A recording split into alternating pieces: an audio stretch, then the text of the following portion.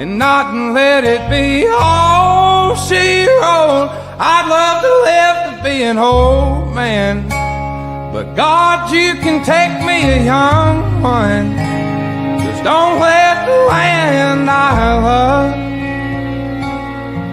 die so young. Of thee I sing,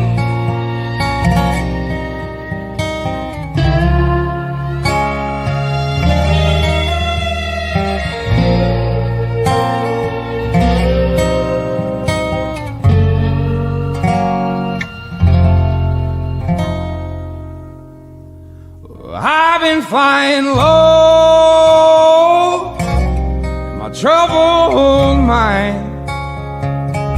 Get to digging me a hole my soul can't climb. It's the end of the world, but nobody knows, 'cause they all just stare at the trash on their phones in a land that's littered with many men's bones who died fighting for somewhere they could call home. Whenever there's been hard times, it's always made hard folks who could get her to the other side and not let it be all she wrote. I'd love to live to be an old man, but God, you can take me a young one. Just don't let the land I love die so young. Of thee I sing,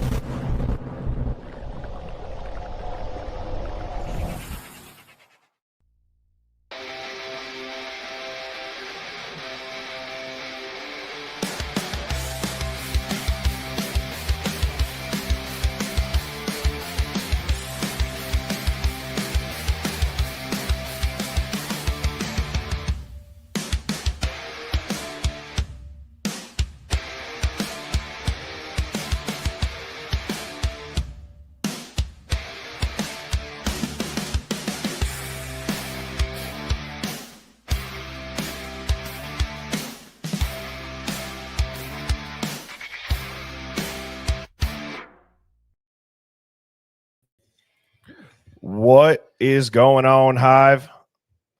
How is everybody doing on this Monday, June 16th, 2025? Sounds like the audio is coming in loud and clear. I have Devil's Advocates backstage. He'll be up here in a couple of minutes, and I am looking forward to talking to him tonight. We always have great off the cuff conversations. Today, we actually decided about a couple specific topics. So we will be getting into those, specifically the DoorDash driver, which has been probably the most talked about thing in this case, I think, on a massive scale that we've seen in quite some time. So we will be going into that. I have enhanced audio that I did myself that I will be playing of that conversation with the DoorDash driver and the cop. That body cam footage had a lot of white noise. I was able to clean it up. But before we get into that, I want to say what's up to the Hive. You got Chantilly lace. You know, I actually found a snapback hat that says something like RBF Day Club or RBF something social club. And I thought of you and I said, maybe I will order that and then surprise Chantilly with it on stream one night. What's going on, Jay, Lynn, ATL, Drew? Every time I see your name, I just want to be like ATL Drew. I don't know why. Like I'm some sort of rapper or something. But anyways, all righty. We got Taya in the house. We got Social Glow. We got Mama Tata. Mercedes. Happy Monday. Claire.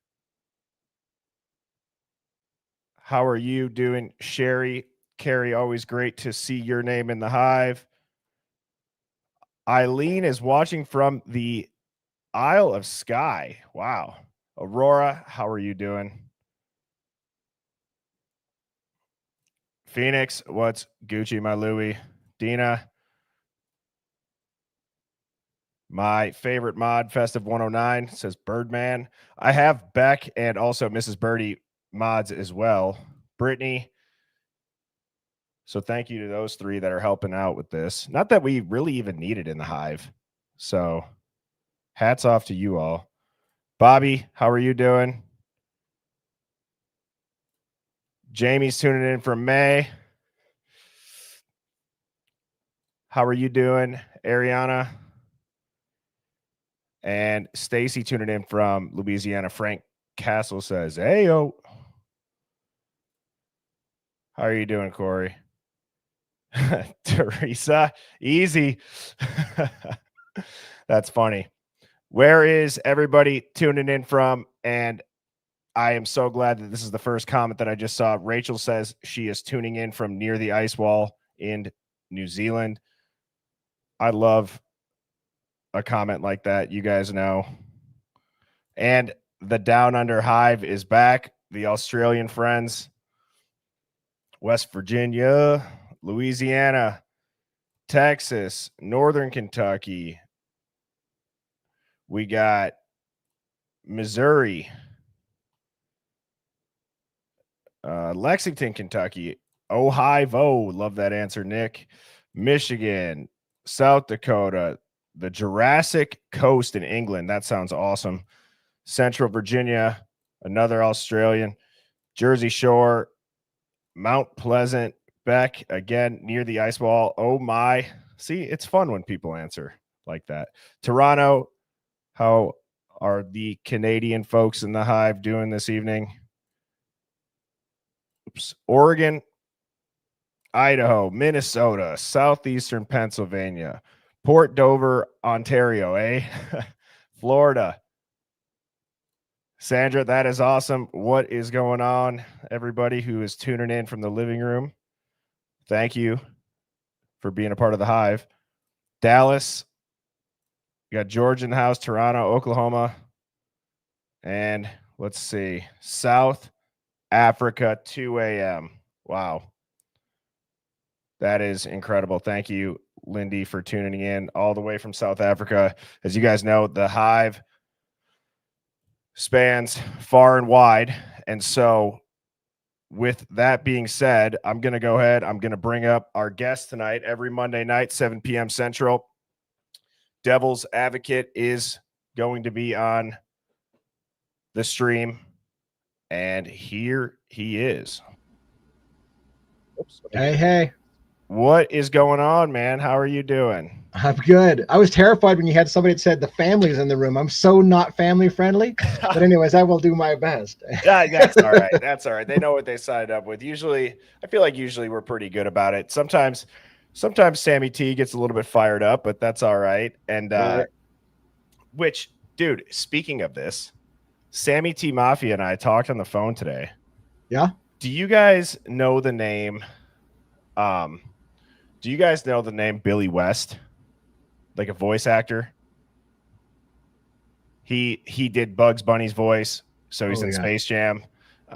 He did a bunch of Disney characters, and anyways, so Sammy was on a podcast back in a previous life with him, and randomly tweeted an episode at Sammy of her old podcast and asked, what project is she working on? And she explained she's a paralegal. And so now the Birdie YouTube channel, along with the Hivemind, is on Billy West's Twitter account or X account, which is pretty cool.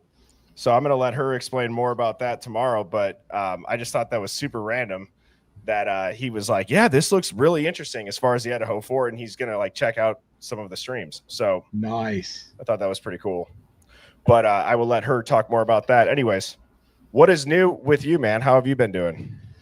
I'm doing well. Actually, I've been making plans today for trying to figure out how I'm going to go to Boise and attend the trial. I've been working out with my wife, starting to do some pre-planning on that and figuring out what the logistics are and stuff. So I watched the hearing today talking about the rules of order of the court and all that good stuff and kind of getting a handle on how that's going to look. So did a lot of that, watching again the video of the DoorDash thing and that whole monster. So I'm excited to get your thoughts. I can't wait to hear the isolated video or audio that you have, because I don't know about you, but I got really interested in what was going on in the background as well with the cop and Jimmy talking about the meth and all that stuff in the truck. And I was like, I was so focused on the front conversation. I was like, man, I'm missing a major conversation in the back. Anyway, yeah. So I'm excited.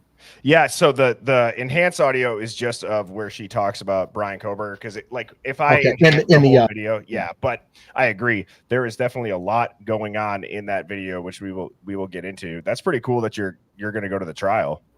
Yeah, I'm gonna give it my best shot. I have a pretty good plan started, so I think we're gonna pull that off. Dude, that's awesome. That's badass.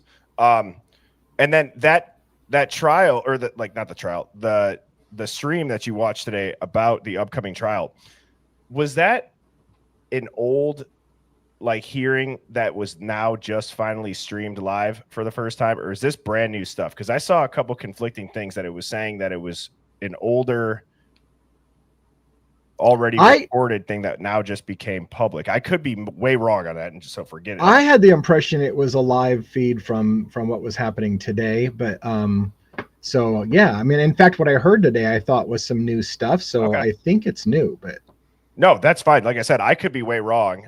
Me too. Well, anyways, either way though, I want to hear about.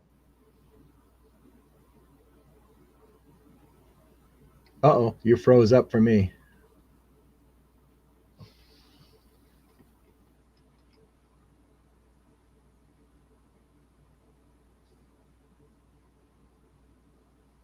Sorry, chat. I think my air just kicked on. Hopefully you guys can hear me now. Devil's Advocate, can you hear me? Yes. Okay. All right. Well, either way, I was going to say I only was able to watch 5 or 10 minutes of that. So why don't you fill us in on what it is that you heard and kind of what the dynamic of it was? So yeah, I mean, it was a bunch of, Hitler giving both sides a clear understanding of the process of voir dire, how they're going to do the voir dire process, what's going to be allowed in the court, his rules about he doesn't want to hear any argument during the opening, so he wants nothing argumentative during the opening of both sides. There's a lot of rules. He's going to try to keep the jury from not being sequestered until the last minute possible, and he expects at some point they may have to be sequestered. The trial is set to start August 11th, hopefully wrapped up by November so that everybody's home for Christmas. But there's a few holidays in there. He basically said that if the jury is not sequestered, that they will take the day off for the holidays that are up there. There's 1 or 2 days in between, but if they are sequestered, they're going to keep going. The court's going to go during holidays because he doesn't want to waste the jury's time who have nothing to do while they're on holiday. And so anyways, there was a lot of stuff to unpack there, honestly. And I do have notes we could get into more if you wanted to, but that was kind of the gist. It was just more of like, rules of order and how it's going to work. And as we move forward to the actual jury selection coming up in July. Yeah, I was gonna say, why don't we get into a little bit of your notes, and then we could go through the Hivemind finds quick, and then we can then get into the DoorDash driver. So why don't we talk about what was said today? Yeah. So my key takeaways, and I don't want to dominate the conversation, but my key takeaways is they were talking about the alternative suspect stuff some more, and so he was giving deadlines for basically for Ann Taylor to finish submitting evidence for the alternative perpetrators that she submitted, and time for the prosecution, and setting deadlines for when they were going to have to fully respond and whether or not they accept it. One of the things that he wanted to make sure when Ann Taylor submitted her full evidence for alternative suspects or alternative perpetrators, as they called it, that she also explained why it is she feels it's admissible in court, which I take to mean, what is different and why is this coming up now, and why didn't this come up 2 years ago, kind of thing. So if you've got something that's truly new, not only do you have to tell me what you've got, but why it is that you think it should be admissible in court now and why we haven't talked about it before. So that was pretty interesting. And I did look at some new documents got filed back and forth today about that very thing. Everything's sealed as they're fighting. The prosecution doesn't look like they want the defense to submit their alternate perpetrator evidence. They want to try and stop it from happening. They're saying, nope, you can't do that. So they're making an argument that basically, I think, is trying to say, not good enough. You're coming too late to the party with this stuff. That's my interpretation of what's happening there. I thought it was interesting. A key takeaway is at one point they talked about Ann Taylor admitted, maybe this was knowledge everybody had, that they have 3 private investigators that are working for the defense team. So they want seats in the jury for their private investigators to be there as well. There was a lot of talk about the broadcast, which I thought was interesting again, because if, from my perspective, if I'm going to participate, I thought, well, if they're going to broadcast this on the internet, I'm not going to drive 4 hours to go watch it in person if I can just sit at my house in my underwear and watch the show, kind of thing. But yeah, it's my understanding it's going to be a little bit more complex than that. And again, I feel like I need to let you have time for words because I got so many notes. So I feel like maybe I should let you have some interaction first. You're good. And I see people in the chat that were kind of saying that this is this might have been from a month ago, the last hearing. But regardless, it's fine. It's good to talk on. So whether or not it was streamed again and it was, restreamed or whatever it may be, either way, this is important stuff to talk about. To be fair, I think one of the things that made me think it was an earlier broadcast is they talked about a date that's already passed. And I'm like, how can you be talking about a date that's already passed? So I did catch that, but I was like, a lot of the stuff that just came out sounded new to me. And in fact, when I saw all the filings back and forth, I thought, oh, this is related. So I kind of got mixed up. So maybe it was, I think again, with that later date that I heard that had passed as an indicator that, it might have been a rebroadcast, but. Yeah, there was new stuff for me on that. So I did get a lot, and I picked a lot of little pieces out of it that I thought were interesting. Every time that I look at this screen here, Devil's Advocate, everything is motion to seal, motion to seal, motion to seal, order sealing, order sealing, order sealing. Right. We're back to that. Yeah. I mean, guys, at what point do we realize, it's just it's not homicide language. It doesn't seem like rather simple filings. Like what is I'm almost starting to believe the secrecy, the sealing. Sorry, I guess maybe secrecy might not be the right word because there's going to be people that say, stuff about, well, we don't know all the facts. It's super important that nobody knows about it. Yada, yada, yada. Well, it's not the defense leaking stuff. It's the state leaking it. So part of me thinks, is the state keeping it sealed so that they can leak a certain variation of the narrative out and continue this trial by media? We obviously know about the Dateline. There's the Amazon series that's coming up. So anyways. Well, one of the things I thought, it's interesting to think that this was a rebroadcast, because that makes me wonder, did it get broadcast before the Dateline piece or not? Because one of the things that I thought was really interesting that Hippler said, which was kind of like, I wrote it down exactly and I'm not finding it in my notes, but basically the prosecution was trying to argue that, hey, there may be some undercover officers who don't want to be broadcast on TV and don't want their face shown on the broadcast, and they wanted to have that basically hidden. And Hippler's response was something to the sense of, if anybody's going to be hidden from camera, it better be really, really good, because the only way people are going to accept the verdict in this case is if they can see the evidence. And so he didn't want, I mean, granted, we're under seal on everything right now, but it was interesting to hear Hippler say, America's not going to buy the verdict one way or another if they don't get to see the evidence. So once the trial starts, it should be open season for everybody to see everything. But yeah, well, I mean, so what does that tell you about his temperature check on the public's perception? I mean, you would have to be living under a rock to not see the, I guess, like, bubbling of people aren't gonna believe the ruling either way. You know what I mean? This case is already shot. He could be proven completely innocent and exonerated. There's still going to be people that are going to say, no, they got it wrong, or vice versa. Like, I got to be honest with myself. If he gets convicted without some magical, 100% proof evidence, I'm probably going to be like, yeah, this doesn't make sense. So I have to also be fair in that regard. But the fact that Hippler is saying that says that he probably already senses that. Yeah, it's interesting, because he doesn't, he's always seemed to be, Hitler's always, in my opinion, he's always seemed to be pro-prosecution and really doesn't give a shit to hear the defense's argument.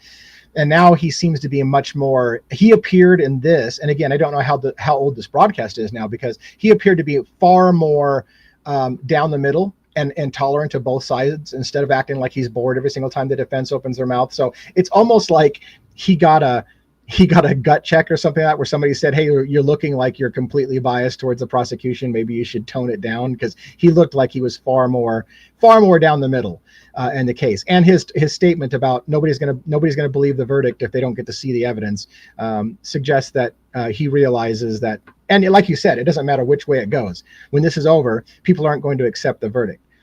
Yeah. And it's tough for me. I have to add this aside. So this is tough for me. Like, I feel like we should, at some level, accept whatever the court's decision is. The whole idea is it's a jury of your peers. And so we're supposed to trust that our peers have made a good, sound decision, and then be content with their answer. And yet, this case, perhaps more than any, maybe Luigi will be the same kind of situation in that case, but people are probably not going to accept the verdict. And I don't know how to feel about that, because even I don't want to go on there. Let's say that I think that something was sketchy in the trial and that he didn't get a fair shake and they convict him on wrongful thing. It's going to be hard for me to go out there and say, I'll never accept the verdict, because I either do or I don't believe in the American legal system. So if a jury of his peers found him guilty, do I really, am I going to stick my neck out there and say I don't accept the verdict? I mean, I have to believe in the system. So I don't even know how to feel about it. Well, you have to believe in the system until you have enough credible kind of data points to look at and say, has DNA evidence always been 100% proven right? Has DNA evidence ever gotten a case wrong? Has anybody ever been convicted and sentenced for murder and not committed that murder? Yeah. And then It's so funny, because talk about the perception of the public when, I mean, it's like you've probably had more experience in this, where like you've seen somebody get convicted and everybody's like, they got the right guy. And then you see them get exonerated years later with different evidence. It's not necessarily that people even feel bad. They're now like excited for like this plot twist, instead of like, no, the bigger thing is that the justice system effed up and somebody spent decades in prison, wrongfully. So, yeah, man, that's crazy. And we can start to dive into these Hivemind finds, because I see people talking about also the best friend or the friend of Brian Koberger that has started to talk about kind of who he is as a person, call out some creators.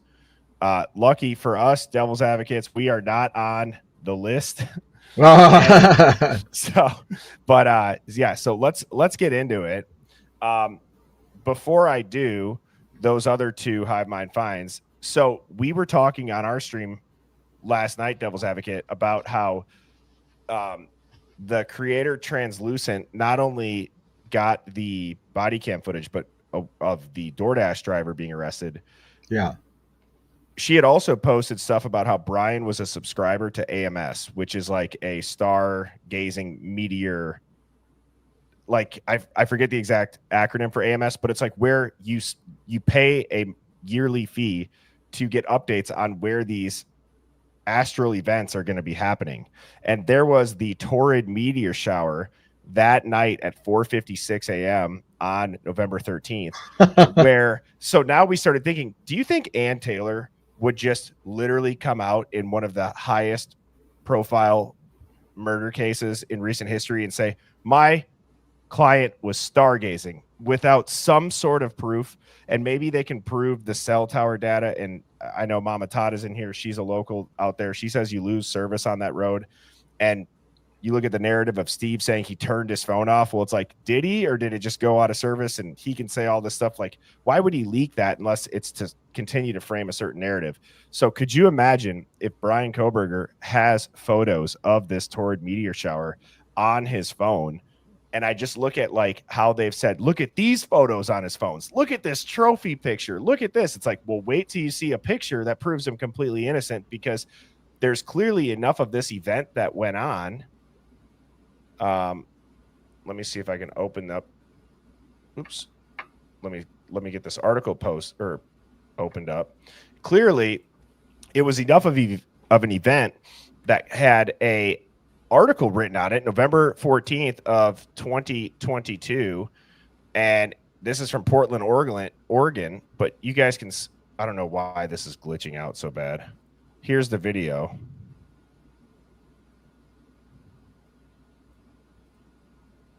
It's one of these news sites that has all these pop-ups on it. With Gemini and Google Docs. What are your thoughts on that while we're waiting for this? Well, I mean, my first thought was there's a rule of thumb, which is never ask a question you don't already know the answer to in court. So if Ann Taylor says, for example, what if he was out stargazing kind of thing, she probably already knows the answer to the question, which is whether she can prove it or not, right? So that's my first thought, is don't ask a question that you don't already know the answer. And maybe she already knows she got something to corroborate that alibi. But exactly. So here is what was captured that night.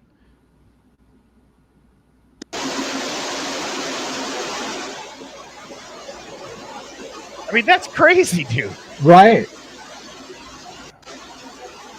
I'm not going to lie. If I saw that coming at me from that angle, I would have probably ducked and covered and been like, holy shit, this is the end. Doesn't that look like something's, you know what I mean? So, like, if that's the case, do you think that would be enough evidence to prove it?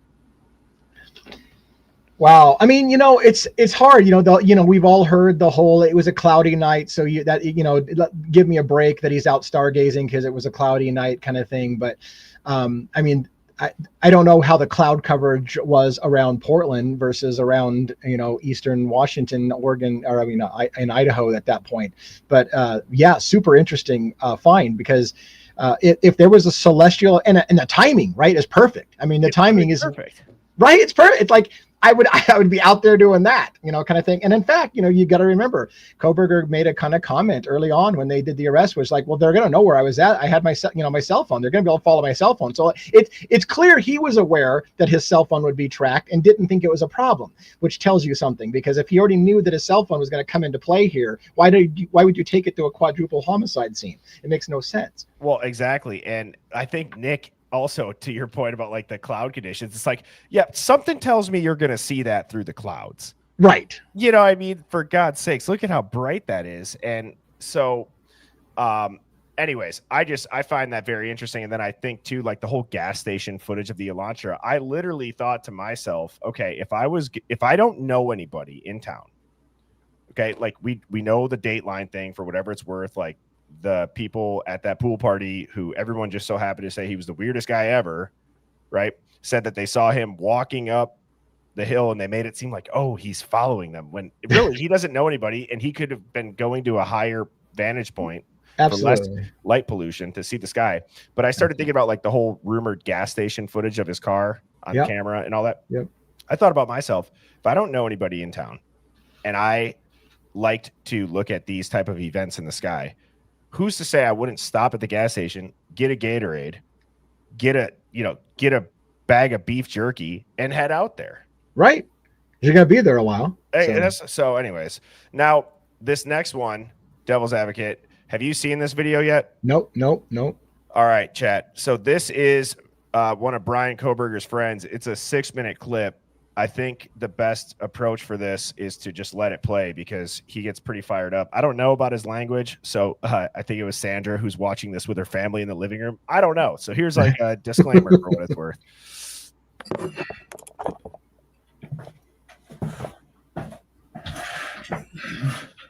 And Devil's Advocate, can you hear it or no? Yes. Okay.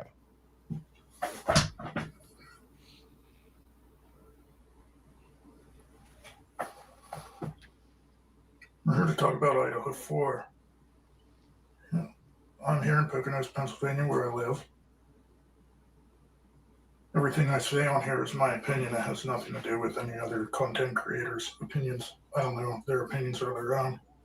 I have to say that just so I don't get like in trouble. But there's a lot of gaslighters and a lot of killer channels out there that are making things up. And they don't even know the guy personally. That, you know, they're blaming all this on. Now, I do. And if you guys, if anyone out there, if these people knew this guy personally, Mr. Kober or Brian, they would know there's no fucking way in hell that he did this. He's not physically or mentally capable of doing anything like this. That is total fucking bullshit. The kid doesn't have a violent bone in his body. He's very non-confrontational. Me, I'm confrontational. You know, I'm an Aries. We're on April 14th. And it's obvious. But these guys out here like Gray Hughes, Tony Bruschi, fucking Drunk Parrot or whatever the fuck his name is. The one victim's father, I'm not going to say his name, but we all know who I'm talking about. Now, these fucking morons are just pushing this fucking narrative, and I think that victim's father is almost being paid by the university to do this. I also think it's pretty funny how ever since the whole thing came out about the leak and Judge Hippler not being happy about it, he lawyered up right away. And we haven't heard any more bullshit from him since. He hasn't been out there on channels spouting his fucking bullshit. So I find that a little odd. And I wouldn't be surprised if it was him. And he went around and said this stuff like, if Brian does get off, how did he word it? He's going to be dealt with. Like, yeah, right, you short little fat fucker. You ain't dealing with nothing. You ain't going to do nothing. Especially with me here. You don't do nothing. There are channels out there that do have an open mind and try to bring factual information out. And they actually go through and they read the court documents. And they go down through and they watch the hearings they had that were publicized.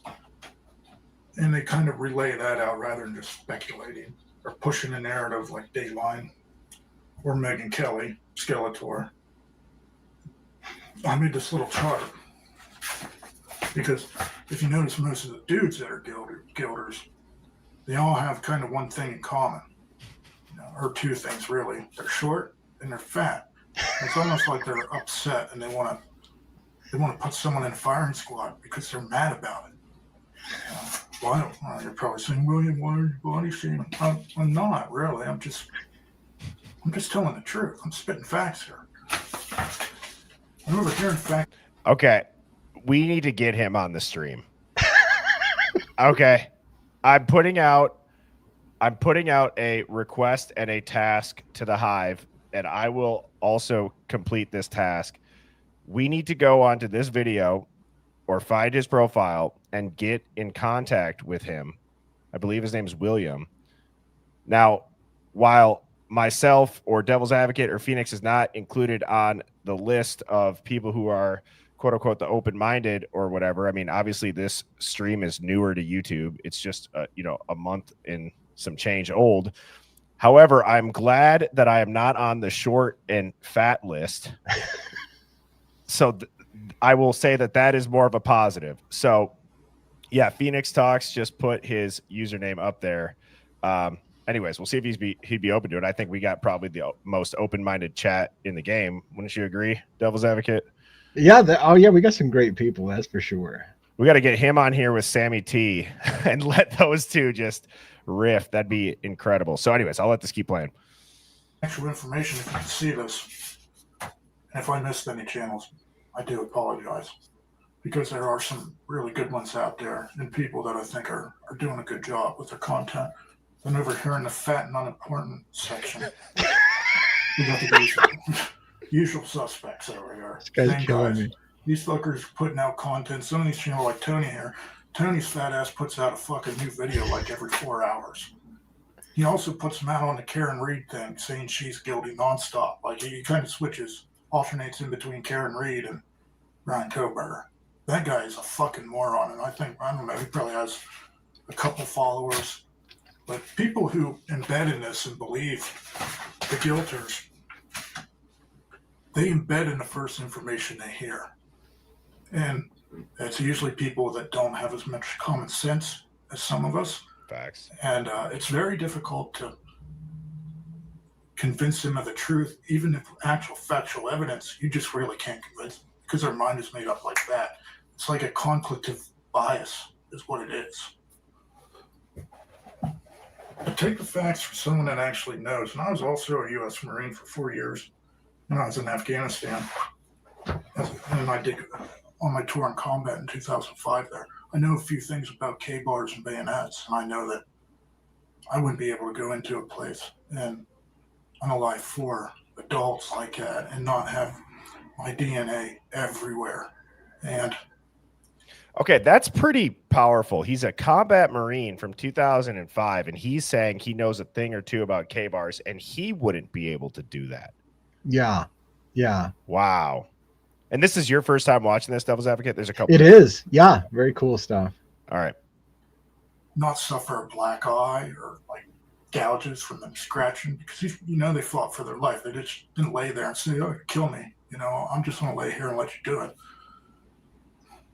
Plus, with their DNA all over me, my car, my fucking apartment, it's impossible for that to happen.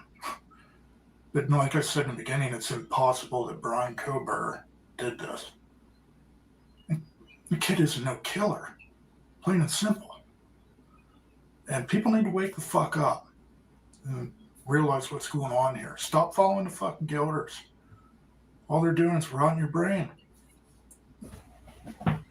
Like me or hate me, I never said truth was going to be simple. But I'm just telling you what I know. Whether through experience or from actually knowing people personally. And it's about time someone came out and said this.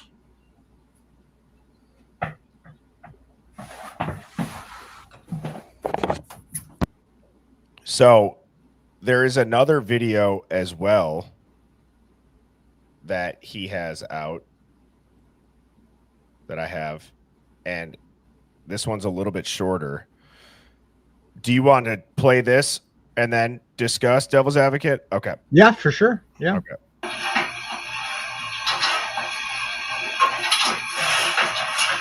Good afternoon.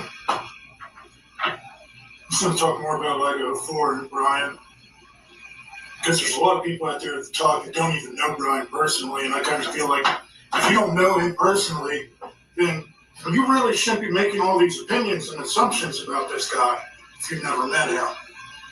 That makes no sense to me. People like Tony Bruschi, the fucking drunk parrot guy, Gray Hughes.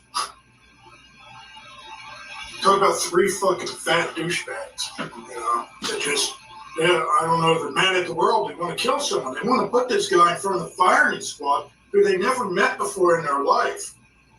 They want to fucking kill this guy. Why? Because they're pissed because they can't get fucking laid? Or because they look the way they do? Fucking fat and out of shape? That's their own fucking fault. Oh, man. Brian is fucking harmless. I mean, anyone that fucking would ever meet him, and, and they would try to be told that he did his fucking crime, they would just bust out laughing. That fucking kid, he doesn't have a mean bone in his body. He's not like me. I'm fucking mean. And then this whole thing out with the DoorDash driver now saying that she saw, reports coming out that she saw Brian there. Let me tell you something. If you saw the body cam footage of that night, of that DoorDash driver, she was like a mess. She acted like she was high on meth. She was, as high as she was, is whenever you're at the stages of like paranoia and imagining things. And it's also a proven fact that law enforcement, they'll take people that are in trouble. I mean, they'll go right to the jail, and they'll cut deals with people to just make up shit to testify for them, to get out of jail or to get out of trouble. They do shit like that all the fucking time. Look at the Zach and Dylan Adams case over that Holly Bobo girl down there in Tennessee. What those TBI agents did. They got a guy who was in jail and got him to lie. That's all coming out now. They're getting a new trial. Those boys you need to let them the fuck out. And those TBI agents ought to do 10 years in fucking prison and see how it feels. But we can't let this shit keep happening, to people. And it happens around the country all the time. These fucking counties, judges, prosecutors, law enforcement, a lot of times these prosecutors and judges, and if you have a paid public, or not a paid, but a public defender, they already know what's going to happen to you before you even go there. They've already talked about it. It's a fucked up mess. Our whole justice system is. But I'll be damned if I'm going to stand by and let fucking Bill Thompson's fat ass, along with that fucking fat cow Ashley Jennings, railroad fucking a friend of mine, a kid that I've known forever, who's fucking like the most harmless kid. I'll be damned if I'm going to let them railroad him into taking a fall for this shit. That's not going to happen. Not on my fucking watch. I stand up for my friends. I believe friendship is one of the most important things to me. Like, I'm an Aries. I was born April 14th. I'm all about friendship, passion, love. That's like what drives me in life. But I stand up for my friends, and Brian's not around right now to stand up for himself to these fucking guilders like Tony Bursky or Drunk Fucking Parrot or Down Central Talk Show, whatever you call him. So I'll fucking do it for him. I have no issue with that. And if anyone would have a problem with it, 526 Furnace Road, Mill Hall, PA, 17751. It's not that hard to find. I don't call the fucking cops. I know, bitch. So that's the end. So, all right, let's unpack that. And I want to talk about this comment right here by Fireball saying this is really dumb. A bear doesn't have to tell you it's a bear. This guy's a joke. Waste. Well, you know what I say to you, Fireball, is that if you were on the trial and on the hook for a firing squad and nobody has had your back, I would hope that you would want some of your friends to come out there and maybe have your back a little bit. And for the first time in over 2 years, put a narrative out there that sheds something on your name that's not you're a loner, incel, serial killer, psychopath who doesn't get chicks, is the weirdest person ever, and then killed 4 people. So while I respect your opinion on a bear doesn't have to tell people it's a bear, okay, are there situations where a bear might have to do, kind of flex and show you that it's a bear? I mean, This guy's a combat veteran Marine who says he knows a thing or two about K-bars and that he couldn't even unalive these 4 people. The timeline makes no sense in the case. Brian Koberger hasn't gotten to defend his name one time. So I don't think that what this gentleman did is a waste. If anything, I think it's probably overdue. I think a lot of his friends and family were intimidated by the massive in sync narrative put around him, where it almost makes you feel like you can't speak out about it because now you're going to get looped up in it. So I actually will tip my hat to this guy right here for coming out and defending his friend. So his username looks to be William127. Again, Hive, if anybody gets in contact with him, I'd love to have him on the stream. But yeah, so Fireball, I see your point about a bear doesn't have to tell somebody he's a bear. However, I would hope somebody would do this for me, and I know that I would do that for somebody else. So, anyways. Yeah, it's funny. I hope that people understand sarcasm, because I use sarcasm a lot and not everybody gets sarcasm. And so I gotta wipe the enormous amount of sarcasm off of me that's sticking to me as I say, this guy can't be credible because I thought Koberger didn't have any friends. Like I thought the whole narrative was that he couldn't have had an accomplice, whatever, because he has no friends whatsoever. So, this obviously a guy that can't be right because Koberger doesn't have any friends. And again, that's total sarcasm. I don't mean that, but it's just funny because again, if you're a guilter or you're a person who's decided already what's happened in this case, your narrative is Koberger has no friends. He hates everybody. He's a loner, and then you got somebody sticking up for him, and it's like, oh, that can't be true. Right. Well, I totally agree, and I think Jill also hit the nail on the head. You want to talk about a bear? Look at SG. Look at these other guys. So whether that was your point or not, like I said, I try to not put people on blast. I hope you can see how I kind of did both, where I see your point about the bear, not telling people it's a bear. But I don't know. It's one of those things where it's like what this guy did. He's clearly, I think he probably got to the point where the last straw broke the camel's back, and he's like, F it, I'm doing it. And also, here's my address, which is, I mean, that's crazy. So, right.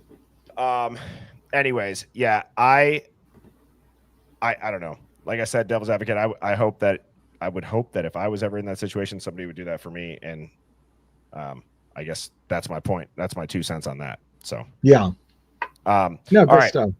So now here is the, DoorDash driver. This is the clip where she talks about seeing Brian Koberger at the scene. I just made this audio about 20 minutes prior to the stream. So if you did happen to see it on my TikTok, but I got rid of all the white noise stuff. So let me get out of this and let me put the volume all the way up. And here we go.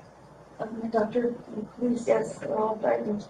Okay. I have PTSD. I have depression. I have anxiety. My husband murdered in front of me. He shot 9 times. Our friend.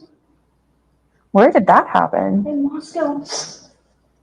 In Moscow? When was that? Birdie. Yeah, before me. Who was your husband? Charles and Michael, you shot me with it. And then now I have to testify. So yeah, because I'm a DoorDash driver, so yeah. You have to testify in which murder? Murder case. Oh. I DoorDash driver, so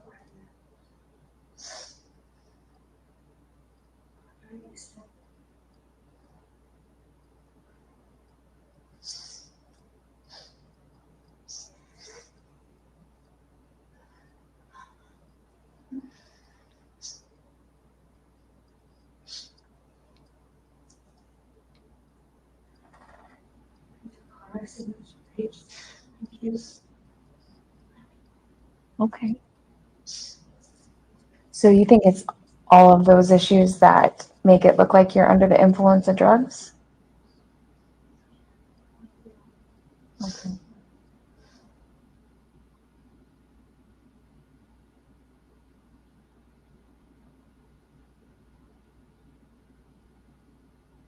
Hey, Birdie, I think your sound's off.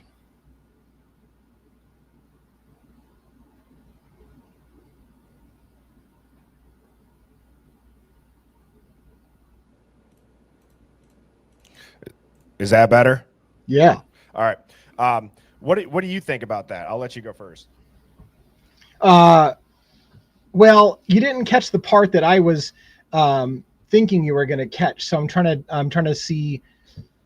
I'd rather you tell me exactly what part you were focusing on, because I was actually kind of expecting you to catch a little different part. So, but I do have thoughts about the whole thing. So. Yeah, well, that was the part where I felt like it just kind of clearly stated. She's like, I was the DoorDash driver. I saw Brian. I got to testify. For the murder of the college girls. Yeah. Somebody brought up a good point in the chat.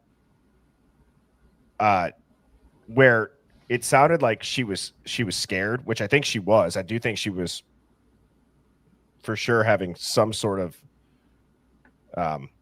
she was under the influence of something, right? I mean, the sniffing was driving me crazy listening to that too. I saw a couple of people talking about it. But if the emotion outside of just potentially being under the influence, like there could be an aspect of, let's say she knows she has to testify, where who knows if her brain is kind of logically thinking in this manner, but is she like, oh shit, I just screwed the pooch on this. Now I got drug charges. I was just arrested. I'm supposed to testify. I'm going to be discredited immediately. Yeah. The part that I don't know if I got suppressed and you did have it recorded, but the part that I remember really, really queuing in on the way she said it, the way I remembered, I don't know if you have this still that you can get that clip up, but she says, yep, I'm the DoorDash driver. Yep, I was the DoorDash driver. And then, after she says, I have to testify in a murder case. And she's like, which one? And she says, the one with the college kid. And she says, because I was the DoorDash driver. Yep, I was the DoorDash driver. Yep, she's like 3 times. And then she says, I saw Brian. Mm-hmm. It's really mixed up. And that was like, what do you mean? What's really mixed up? She's like, it's really mixed up.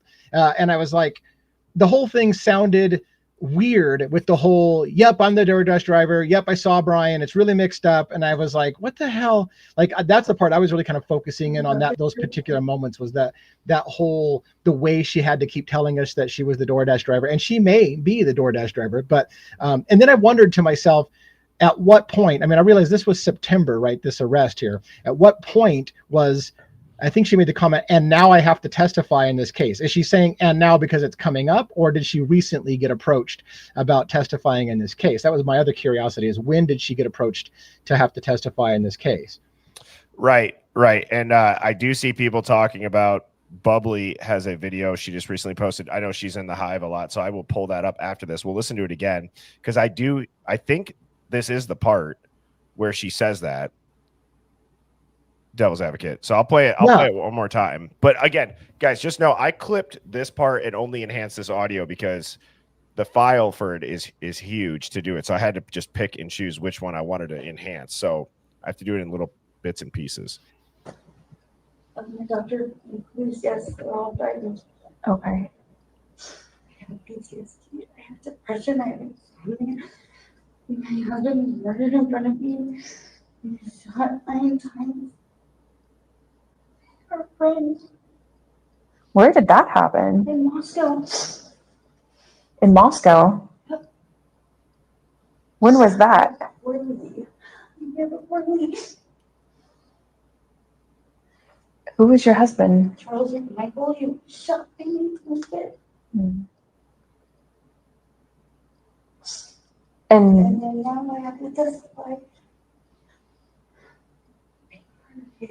So yeah, because I'm the DoorDash driver, so yeah. You have to testify in which murder case? Murder case. Oh. My DoorDash driver is up.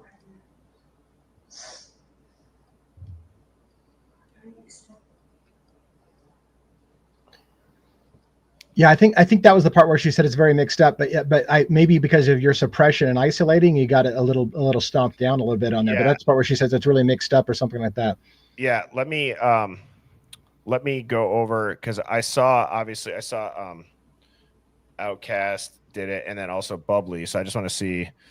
I was curious whether or not everybody knows what the story is behind her husband that was shot 9 times in front of her.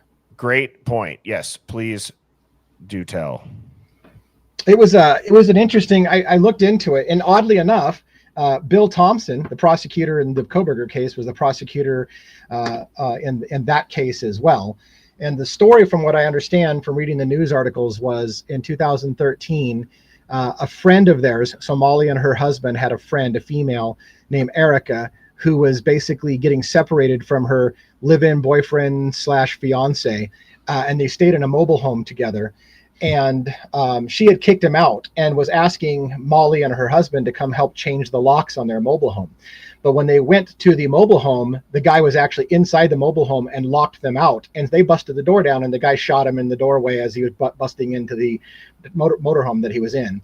So he shot 9 times and hit him 5 times and killed him. And again, Bill Thompson was the prosecutor. They were going for the death penalty at one point on that for the murder, but then I think reduced it down because of the circumstances and the fact that they broke the door down to get into the guy. Kind of thing. So I think that took the death penalty off the case. But I thought that was super interesting. Just weird details about that case. But I don't think it relates really directly, but it's interesting. Yeah. Well, it is interesting. I mean, who knows what she was involved? Yeah. I've learned that there's never not a possibility something may be connected in this. So I do have Bubbly Waters video pulled up here. So I will do this. Shout out to Bubbly. She's in the Hive from time to time. I will play her video. Wix. And give me 1 second. Business functionality. Ready or not, here I come now. Let's play hide and seek. Prepare to be caught. Here I come now. Something for you, babies. So I'm looking up to try to find when this chick was arrested. Now, I believe she was in Pullman, so it's not going to help in Moscow, right? Go figure. But, so I'm not going to look there. Or maybe I will. I don't know. But I looked here, it wasn't here. But with that said, I put the date in here, and it should pop right up in the archives. And look what dates popped up. It didn't want to give me the date of either one I put in there, 9/5 or 9/4. Pretty interesting, I think. Very interesting, Shaft. Me. Okay, so let's see. Let me see if I'll do that. I'll do. Let's see. Pullman Police Daily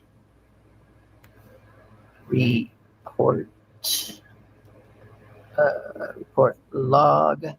Oops. Right here. See her? Does she look familiar at all? Well, she was brought in 6/5/2025 on this one in the Latah County Jail. This is this lady. This is not Molly. Of course it's not Molly. Why would it be Molly? Good grief. Why would it be Molly? I don't know. It looks a hell of a lot like Molly to me. That for sure looks like the same lady. Sure, yeah. Have you seen this yet, Devil's Advocate? I have not. No. All right. Are you cool with letting me play a little bit? Sure, yeah. Absolutely. All right. Because this is what I see when I see Molly. I see Molly. Keep a good eye on this, okay?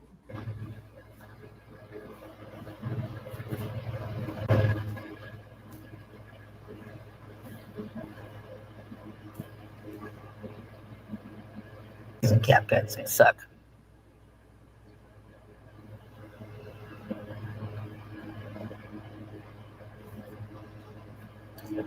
Who's pulling whose leg? That's what I want to know. These weird cops looking at her. It's so weird. They creep me out. Oh, I know what I wanted to show you also. This is in the beginning.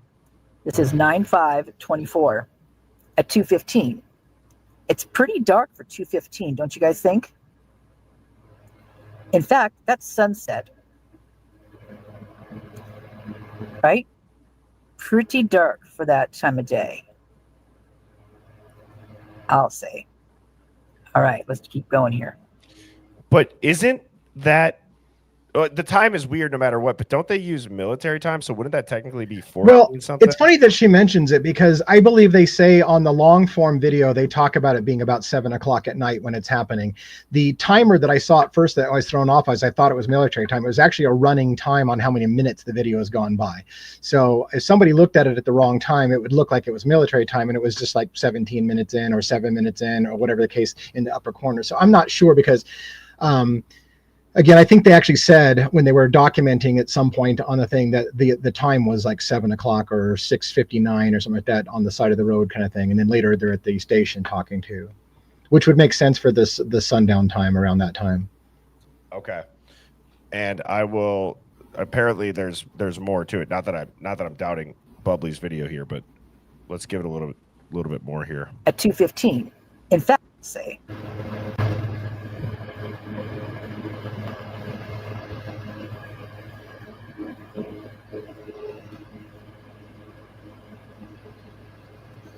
You got to get Jimmy on the phone. Jimmy. Not Timmy, but Jimmy. So this is when they first got there was 2:14. 2:14:42. It's when she rolls up, the cop rolls up, and she walks up to the front of the truck, and that's when she sees. So I 14:42. You would think that's military time, and so you take the 12 hours off, and it's 2:42. But when I was watching it, it looks like it's a rolling timestamp. It's like 14 minutes in or whatever, and it continues to go up the whole time. It looks to me like that may be the confusion because she's viewing that 14:42 as the timestamp, and I don't know that that's the timestamp. But now, actually, the 2 up there's a 2:14 in the corner, but so I see the 2 now. If you look at the 2 on the left-hand side, I was just looking at the 14:42. But I remember right. They definitely say on the audio it was like 6:59 or 7 o'clock p.m. when it was happening, which again makes sense to the sunlight on the thing. But yeah, let's see what this says for what September 5th, 2024 at 2:14. Yeah, there's 2:15. Yeah. And she even says that it's the 4th, I think, on the camera too, as well, on September 4th. But it's I just watched it earlier today, so I'm going off of memory from watching the whole long form. Oh, Bubbly's in here. Nice. Yeah. So Bubbly says, don't get me wrong, I don't think the lady in jail is Molly, and I do think the body cam and the one in Leta are the same person. Where's Molly? As an aside, real quick, I just want to say, because again, we're not going to play the whole video, right? But there was a moment on this long form video that caught my attention that was weirder than shit. And again, I'm not saying I believe this woman's story, Molly's story at all, whatever. But as the female officer is talking, and they even say that, can the female officer do the DUI roadside thing because she hasn't done one for a while? So they're having this female do this test, right? And the males are looking into the car. And one of the male cops says in the middle of her talking to the female officer, so is this your meth in the front seat? And she spins on him and she's like, what? And he's like, is this your meth in the front seat of the car? And she's like, what meth? And he's like, are these your drugs? And it goes on and on. She goes, I don't have any drugs. And he goes, oh, okay. She goes, that's not my car. Oh, okay. So it's somebody else's drugs, he says. She goes, I don't know what you're talking about. I don't see drugs. So they went on and on like, hey, is this your meth right here in the front seat? So that was quite interesting. And that was all happening in the background. I've never seen a meth head probably deny that meth is theirs. No. Everyone said, it did. Somebody said it sounded like a setup, and honestly, to be like I said, I don't want to get all conspiracy, but that's what it sounded like because the way she spun on them, like, what the hell do you mean there's drugs in my car? It was like literally while she's not looking, a cop says, hey, by the way, is this your drugs in the car? And she's just like spins on him, like, what the hell do you mean? Is this my drugs? Where'd you come up with drugs in my car? It felt like one of those. Let's drop that bag in there, and like, hey, is this your drugs in the car? Yeah, like, what? That's funny, dude. Like, I look at these photos too.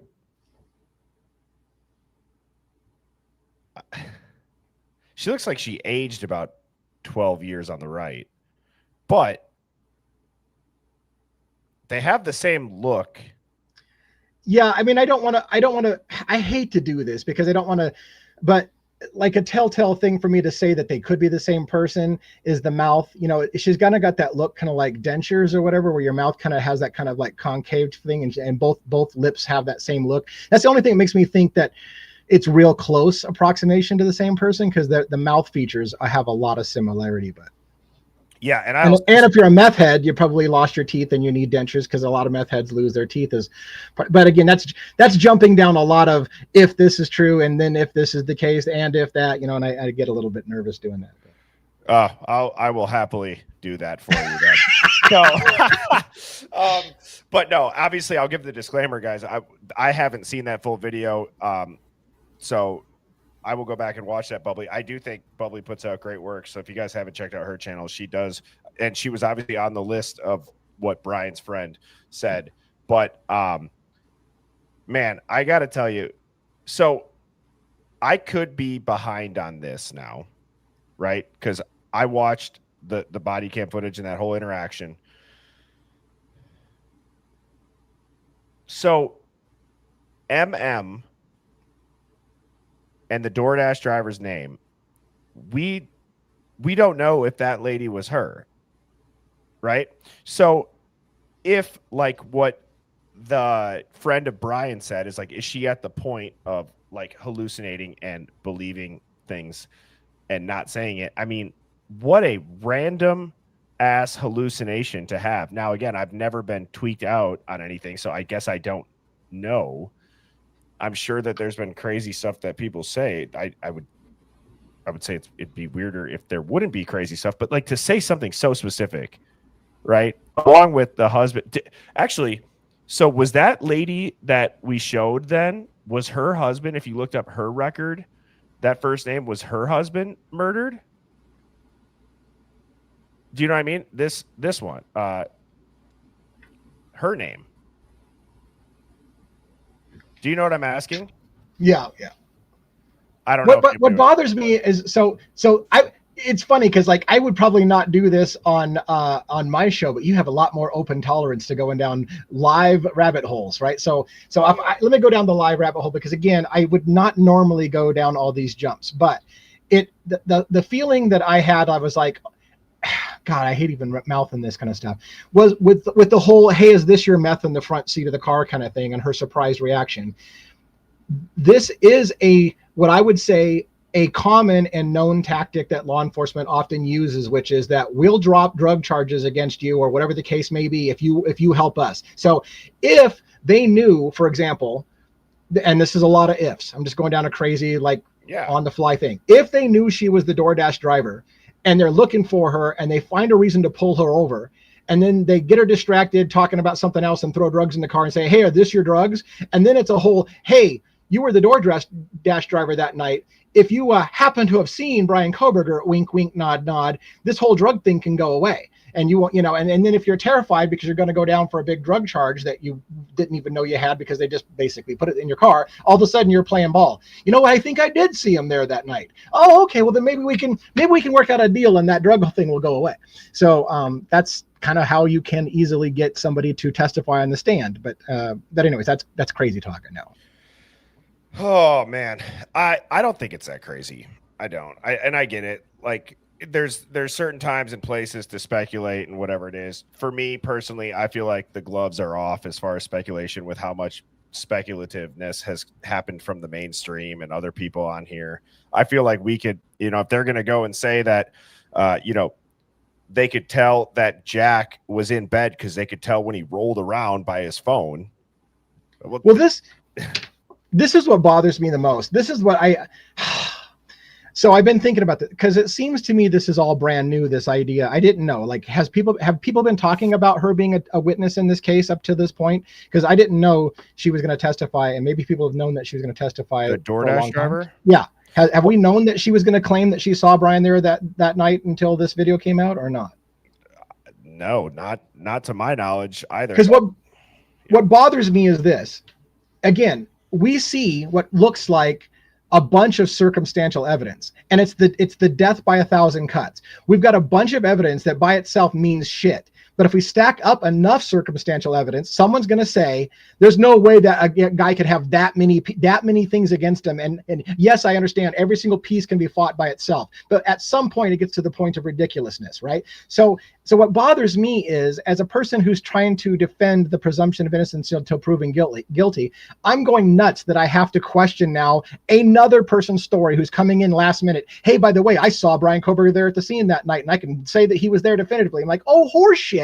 But then I'm going, no, everyone's going to say, devil's advocates, oh my God, dude, all you ever do is refute every single piece of information. No matter how many times somebody comes up with something new, you're going to tell me that that's wrong too. And I'm like, yes, because this kind of stuff happens in America where they have a sketchy case. And so they got to come up with more and more stuff. And last minute witnesses come in who suddenly can put their guy where they need him to be. Forced eyewitness testimony happens all the time to put people away. There's books written on people who have been convicted because somebody cut a deal and said they saw something that he didn't see to put somebody away. So it just bothers me because on the one hand, I believe that that's a strong possibility in this case. If she's coming out of the woodworks now, all of a sudden is going to testify saying she saw him at the scene, which we've never heard before, in my opinion. If that's new, it's to me, it's evidence that they got a weaker case and they need somebody to come on and bolster their case, which makes it really suspicious. But then I'm getting tired of getting beat up and kicked in the teeth all the time because, oh my God, devil's advocates, you'll have an excuse for everything that happens. So I don't know. Yeah, well, you know what? I would say this. I don't think what you're saying even sounds that crazy. I think it's okay to speculate on it. It actually kind of, your analogy about, you can stack so much crap on top of each other. It's kind of like the movie The Big Short, where that Jared guy, if you've ever seen that, about the mortgage collapsing, and he's like, it's just like, what did he say? He's like, dog shit wrapped in cat shit, and then he throws it out, and like, it's just an amazing rant. I can't play it, otherwise I'll get a copyright ding. But if you guys haven't seen the movie The Big Short, that's a great, I guess, analogy of just packaging a bunch of shit together to make it look like it's something. And the other point is, there's a lot of people in the Hive saying that this could be a planted leak. I tend to believe that. Now, every single time that there's something, I guess, of this magnitude that comes out about this case, whether it be Steve G on a show, whether it be Dateline, whether it be this, no matter what it is, it seems like there's always truth hidden in that leak that eventually comes to light. Would you agree? Yeah. Now the leak, to what you said about, now people knew this and they didn't have it. Well, again, why? Why is this such a secretive case, everybody? I've been screaming this from the rooftops. This should be the most straightforward homicide case ever. Just because there's 4 people, does that, like, obviously 4 people compared to 1 person, is it a larger homicide investigation due to the sheer amount of victims?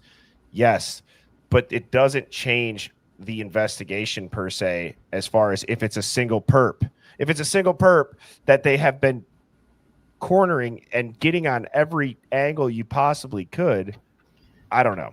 So. Well, this is another point I want to make before I forget it. So people have been saying in my comments on my videos a lot lately, devil's advocates, you don't realize there's all kinds of stuff that they haven't shown the public. Why do you think they're going to show you? They're going to wait till trial. And I'm like, okay, I understand your logic that there may be things that we have never seen before that might be shockers in trial. There may be. But here's what we do have. We have names of court documents for years. We've been watching the filings that are going back and forth. If somebody like the DoorDash driver who's going to place Brian Koberger at the house has come forward before then, there would be motions filed by the defense questioning her credibility. There would be fights about it going on in the court documents. Even if we didn't know the gist of it, there should be something we could look at in the paperwork trail that showed that they were fighting over the thing. So the fact some of these things that people are saying that exist out there probably don't exist, or we would have saw the defense fighting about it. Because trust me, any piece of information they have, the defense is going to raise an objection to, and there's going to be motions filed and there's going to be fights over it. And at the minimum, we're going to see the titles of those documents and kind of suss out what's happening. So I don't believe there's some big surprising, we got Brian Koberger on camera, his face putting on the mask kind of thing. That's going to wait till you see the trial. It's going to happen. I'm like, if that was the case, we'd be seeing court documents filed fighting about it. Even if we didn't get the details, we'd be being able to figure it out. Yeah, I totally agree, dude. The other part too of, like, the timing of these leaks seems very, very strategic. Right. It's always to reinforce the narrative. That's why I think too, so many people are drawn, at least like in our community, that it's nice to hear somebody stick up for the guy. But you can't tell me that he's got absolutely no friends. There's pictures of him out with people. There's a video on SoundCloud of him rapping. Like there's, you know what I mean? Like there's a lot of stuff. And I just had Bubbly's chat up there. I did put this into Chat GPT. It gave it a score of 65 out of 100 for the same person. So who knows? But it says there's a moderate chance they could be the same person at different times, or what changes in appearance like aging, lighting, or makeup. But without biometric analysis or clear visuals, this is speculative. Now, I will say, if tinfoil hat is back there, I don't need to get up and get it. If this video was taken earlier, years earlier, and this is from 6/5 of 2025, and you've been on the meth for 3 years, could it age you that much? I don't know. 2-3 years? I don't know. I don't put anything past, this 8 and whatever. So the DoorDash driver has been a big talk. I don't know if it hinders or helps the case. I tend to believe that how could they be a reliable witness? I think you could easily put in front of the jury, how is this person credible? Were they using that night? Were they clearly they drive when they're under the influence?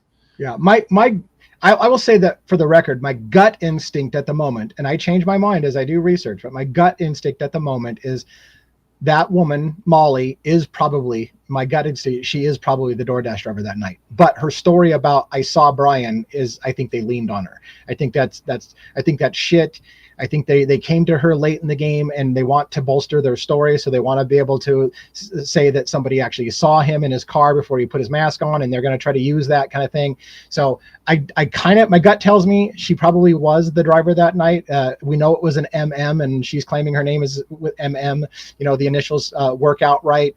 But I think the timing is suspicious. And I think that maybe she's being leaned on a little bit to bolster their case.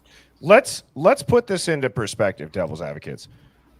A DoorDash driver pulls up, right? You pull up, it's 4 a.m, damn near. You pull up, and you're telling me that Brian Koberger is just sitting in his car because maybe he knows a DoorDash driver's coming. What is he sitting in there listening to, like, Welcome to the Jungle to hype himself up to go commit a heinous act, and the DoorDash driver just happens to look over and see him. And then wait, Brian Koberger, if he's that close to the house where she could see inside of a dark car at night with a guy without a mask on or with a mask on, she can confirm it. Whether or not she's under the influence at this point, still unsure of. But not only does she confirm it, Brian doesn't leave. Brian then is able to go in there, not nervous, freaking unbelievably efficient, quote unquote, timeline that a combat Marine who knows him says he couldn't even do, and then get out without leaving any evidence, DNA, or anything. So you're going to tell me that he's going to continue with that? He's just going to park in a crowded parking? I don't get it. And a lot of stuff doesn't make sense, and I don't know the orders, and I feel like people are going to kick me for this, but Gray Hughes Investigates or whatever did this whole description about how Koberger was circling the house, saw the DoorDash driver come up, and took off basically and circled around after the and basically made it sound like they didn't interact with each other at all. That somehow Koberger saw the DoorDash driver. Then all of a sudden we've got this news story, and somebody's saying they parked side by side, but Koberger was so focused on the house that he didn't notice the DoorDash driver sitting right next to him, looking at him in the window, kind of thing. I'm like, well, which one is it? Like, and where are these stories come from? Is it all just rumor and hearsay? Because we're all getting all spun up about whether or not the two cars parked side by side, or whether and one last thing I want to say, just for the record, I'm sure people have said this before. If you are a DoorDash driver, guess what you're probably doing? Looking for addresses. You could be flipping around your car doing 3-point turns because you're trying to locate the address that you need to go deliver to. How do we know half the videos that were suspicious activity because he's trying to find a parking place to do the killing isn't the DoorDash driver trying to look for where the hell the 1122 residence is or whatever house they're delivering to at the time. So anyways, just however you want to spin the narrative. Where was the DoorDash driver parked when she saw it? Where did she see it? And also just how convenient of a time for this to come out. How absolutely convenient. So I just, and also to devil's advocate, if people are going to come after you for critically thinking, using your brain, you explain yourself well, let me give them a preemptive clown horn for you. Don't mess with devil's advocate. So there you go. Because that's the whole point of, looking into these things. Like dude, I don't know if I'm right. Half these people who claim that they're right, I would say they don't really know either, right? They could have more evidence. They could have documents that other people don't have access to. But let's be honest, this thing is clearly locked down tight as hell. And to think that anybody's going to get 100% right on this case, I just don't see it. I think that speculating and thinking through it is what pretty much everybody, that's their only option. So yeah, this case, man, it's going to be the death of me. I mean, there's just so many theories and so much shit, and this idea that when you get to trial, it's all going to make sense. I don't know that it all is going to make all of a sudden make all the sense. The real question is, here's what's going to be super hard, by the way, looking ahead to me thinking like I'm going to go to trial, right? Is how do I put aside? This is the part that I need to compartmentalize my own brain, because when I go to watch the trial, I'm going to have to try to convince myself to look at that case as a juror who may not have been hearing the same things that we've been hearing for 3 years or 2.5 years, right? Because they may not hear all the things that we know. And so going in there and realizing that when the jury hears a story, that's the only story that they've heard. They don't know about all the alternative stories. They won't get presented all the alternative stories. And so it's going to be hard for me to kind of put myself, I guess, if you will, in the mind of a juror and say, had they known what we know, would they have made the same decision?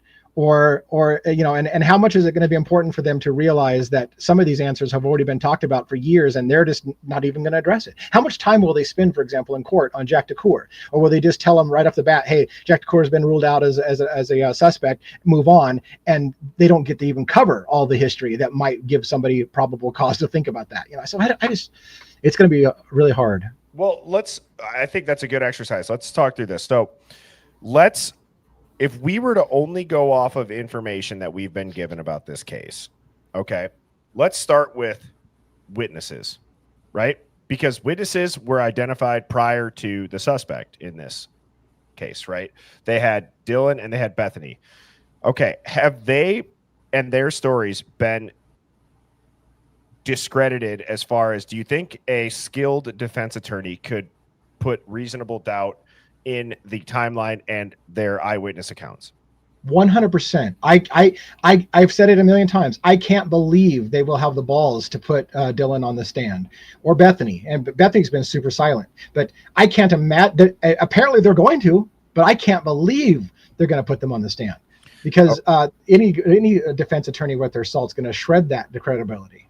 Okay. And then let's talk about like the text and the 911 call, the delay. Yeah. Do you think a reasonable juror that gets selected and with a skilled defense attorney, they would be able to now, after the PCA and hearing about what they saw or they didn't see, would then think, okay, there's a little bit of, a sus aspect to an 8-hour delay? So you're bringing up excellent questions, because let me say this. My gut feeling is the jury is going to think that's totally inappropriate as well. They're going to have a real problem with 8 hours going by or whatever went by. They're going to have a real problem with the fact that those girls were texting people, and it's not going to make sense to the jury. And what's going to have to happen though is one side's going to say, well, these girls were young, they were scared, they didn't know how to react, and will that sit well with the jury? And furthermore, the big question is does Ann Taylor's alternative suspect explain why the girls acted that way? Because if they do, they're done. If she can paint a narrative of, hey, the girls knew the alternative suspect, and now you can understand why the girls did what they did, that's going to weigh heavy on a jury. So that's going to be the key: is who is that alternative suspect, and is it connected to the girls at all? What if it is one of the girls? Right. I'm not even joking, you chat. Yeah. I think that I don't know, but I don't think it would be. We don't know who it is. Could a reason why they're keeping it under such seal is because it's not only the state's witness, it's also the defense's alternate suspect. Yeah. I still kind of feel like I don't know why, because maybe people know this better than I do, but I kind of feel like Bethany is still like the wild card in this. Like she may come up with something. The reason why we don't hear from her maybe is because somebody's keeping her quiet, because she may know something and she doesn't want to come out to it until it's the last second, because because people get crucified when they come out with information. So maybe she's just keeping her mouth shut, and she's going to be forced to testify about something that's going to change everything when we hear Bethany speak about it. So who knows? Yeah. So then, all right. So we've the delay, the eyewitness testimony. Now, let's just talk about Brian Kohberger's motive. Mm-hmm. What if you were the best state prosecutor? How would you identify what Brian Kohberger's motive is? If you're asking me, what I would say that the best case that they could come up with is the narrative, and I'm not saying it's great, but I'm saying the best one that I could come up with is to say the guy was obsessed with his professor. It's the story, the love letter to his professor. He was obsessed with his professor. He wanted to prove that he was, a master of criminology, that he could pull off the perfect murder. He was obsessed with BTK. He was obsessed with Ted Bundy, and therefore he took all the skills that he had mastered from learning how to do this, and wanted to prove that he could pull off the perfect murder kind of thing. That would be the narrative that I would try to go with. Is like, again, the incel, he hates women thing. I think that's hard to prove. I think that's sketchy as hell. They don't have the evidence for that, but they might be able to make a case with the whole he was studying criminology because he wanted to find out how to pull off the perfect murder. I think that's probably their strongest motive, and they've even tipped their hat that they think that's where they're going, that they're going to try to say this was some kind of love letter to Kathleen Ramsland. So Again, now as a competent and skilled defense attorney, I would say rather Brian Kohberger, even without the autism aspect involved, right? Because I think a lot of people understand that, but let's say without it involved, you could say, or he's a criminology student who took his studies extremely serious and was dedicated to learning the most that he could. Who should he study then? If he's not going to study how criminals and crazy people think, well, who does he study? You have to look at real life scenarios and case studies. So I think that there's that argument. And then the final argument that I would say is no murder weapon found. How many other cases you know what I mean? Do you think it's possible? We've talked about this a little bit, but not you and I like a lot about it. So we have been told there is a knife that is likely have been hinted about multiple times that's going to be brought into the courtroom in a glass case to keep it so that people can't grab it or whatever and do anything with it. Is it possible in your mind at all that they have the actual knife, or is it just a model of the knife? Like I'm inclined to think it's just a model of the knife. They're going to use it to implant into people's memory because it'll be more effective for them to see this killer weapon and they're, even though they don't have it. I think it's just going to be a model. But do you think it's possible with all the hidden gag order shit that they've had the knife for a long time and they're going to bring the actual knife out in front of people? Do I think it's possible? Well, if I'm going to say on this stream that there's a lot of other stuff that's, as I know, even as I say it, it's a stretch, is possible. I would say that maybe it's possible. Yes. Is it likely? I don't think so. I think it's going to be more of a model to give the jury a visual of the type of weapon that's actually in the sheath because they don't have the weapon. I agree. I just find it so odd that the sheath holds so much weight. Yeah. It holds the entire case together. Yeah.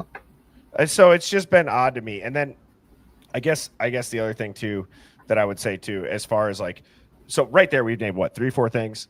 Do you think out of 12 people, 3 of them would be like, I can't convict this guy to be put into a murder room?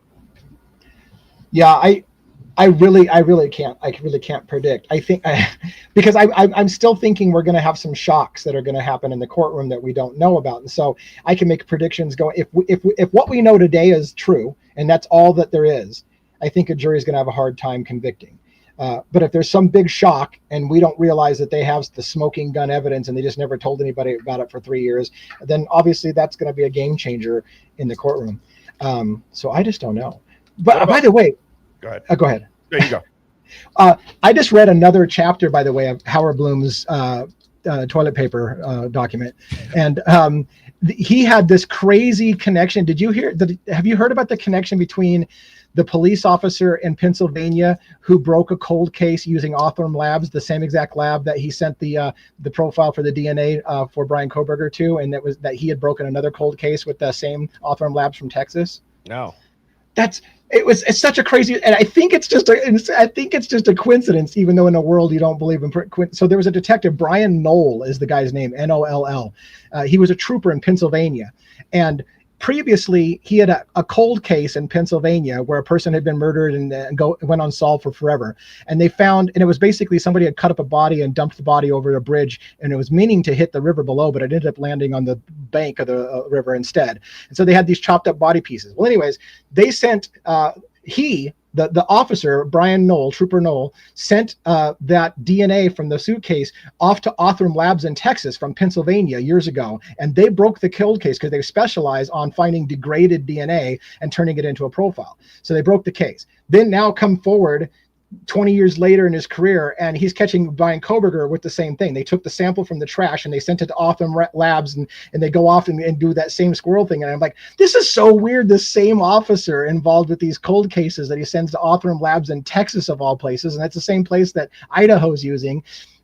The only thing that doesn't make it super sus is like Othram Labs is one of the only, it's very, very few number of labs that can handle degraded DNA. That's their new specialty. It's like new technology. That's what they're specializing in, is taking very degraded DNA and building a profile out of it, kind of thing. So it just was super weird. It was just one of those, like, what are the odds on this? That is extremely weird. And to another weird coincidence that I, again, don't believe in coincidences, is we've all seen the photos of the roommates with ski masks and giant knives. What are the odds that they're murdered the same way by some random person? And then what are the odds of what you just said, a guy who specializes in degraded DNA? Clearly not every lab is capable of doing it, as we've seen in this case with the DNA and identifying it. So, like, come on. Like, I'm not even joking you. Dude, I wonder if this Amazon shit and this Dateline stuff is to break the fall of a botched case, a misstep by LE, a psyop, a cover-up, WITSEC. God only knows what it is. Are those documentaries or docuseries that are put out, is that to have it be the fall guy for a case that is effed? They can blame it on the leaks instead of the missteps, instead of corruption, instead of cover-ups. They can say, and then let's say it does go back to one of the, victim's family members. Are you going to shame him for trying to spread awareness about the case and he leaks something sensitive? It's like perfectly tied in a knot to where it's like, nope, this case just falls off the face of the earth. We never hear about it again. It was a botched trial and the world will be left wondering what happened that terrible night on King Road. You know what I'm saying? Like, it's just too easily, you could connect dots A to B to C to D. Like, I don't know. And I also don't even think, we talked about, do I think it's possible that there's a knife in that glass case? Do I think it is the knife? I'll ask you this. Do you think it's possible that this thing doesn't even go to trial still? The whole case? No, I don't. I personally don't think it's possible it's not going to trial. I feel there's just too much of a need, right, for the public to have somebody accountable, because nobody's going to let somebody get away with killing 4 college students and just walk away. I just feel like somebody has to go down. So but I think at the bottom line is that it's going to be appealed. I think when the conviction happens, it's going to get appealed, probably either way. My gut tells me Brian Kohberger is going to be convicted because it's just, again, people have the need to feel better that the bad guy's been caught, and they don't really care if it's the right bad guy or not. So my cynicism tells me they're going to convict him, and it's going to be appealed, and this is going to go on for a long time, and there's going to be a retrial, and we're going to have all that shit, and we're going to have lots of stuff to talk about for years. I can't take it anymore. I don't know if I could. I'm holding on to an electric fence, and all I got to do is just let go. And I can't. But my curiosity, I just can't. And man, I tell you what, those people, if they are setting up an innocent man to be killed by a firing squad, they themselves deserve to be shot and pissed on and burn in hell for the rest of their lives if they truly are doing this to this gentleman. Being Brian Kohberger is a completely innocent patsy framed individual who had nothing to do with this, and they're protecting God knows who. I just think if that is the case, it's despicable and the worst possible situation you could probably find yourself in is Brian's then at this point. Yeah. And if it's multiple killers, that's even crazier too. And if it's college kids, I've said if it's college kids, that's even more scary that it's taken this long. Yeah. So, I don't know. I feel like we're on the same page with that. I do always look forward to this next segment, Devil's Advocate, which is my tinfoil hat conspiracy theory of the day, if you're okay with me moving on. Yeah. Oh, yeah. All right. So, how I asked you that one time? I said, what's the craziest shit that you believe in? And I think you said something like, we're all the same consciousness. Right. We right. gotta have different. We just got different meat wagons as our vehicle to it. Okay. Yeah. So this is like Operation Dreamscape, where essentially the government is infiltrating your dreams. And it's one of those things like, okay, we all know they look through our emails, they look through our calls, they could track whatever. Is like remote viewing in dreams, something that they could do. Okay, well, we know that MK Ultra is real. We know mind control research real. Netflix might play a role along with other mainstream media sources as like PSYOP tools to get the narrative to convince people to have them all thinking the same way. But don't forget MK Ultra, although declassified, do you think they stopped progressing it is my question to you. Oh, no. Okay. No. There's a new frontier called MK REM, literally for REM sleep. And it's pretty much that the pixel pulses are able to manipulate what our subconscious dreams about while we go into REM sleep. Now, I've talked about this before where there is a massive amount of people who talk about having the same dreams. How is that possible? Is it because we're all consuming the same content? Right? I mean, there could be something there. I wouldn't put it past it that there's studies on this shit. Right. So, I don't know. I guess I'd ask the chat, like, I believe I do believe in like remote viewing and all that stuff with the dreams. But here's the question. How many people in the chat have had a dream where you go and you talk to somebody else and they're like, dude, I've had the same dream? Or you have recurring dreams? Or like you should start to try to pay attention to, does that reoccurring dream happen if you watch a certain show or you go to a certain place? It's something that could be there. Dream manipulation is exactly right. And maybe they know we're all connected, to your point, Devil's Advocate. That's why I picked this one.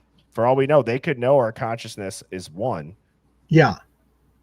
Yeah, there's a lot of weird, I love the crazy conspiracy theory stuff. There's a lot of craziness. Like, I forgot what it's called, but there's another phenomenon similar, which was the simultaneous discoveries, where basically there'll be a breakthrough in science in multiple places of the world at the same time. And you're like, how did these two people, and it's not that they were even working on the same research. It's like they both had the same brainiac idea at the same time. Like, hey, wait a minute. What if DNA is like a serpent and it's coils? And like, how'd you both come up in two different places of the world with the same theory at the same time?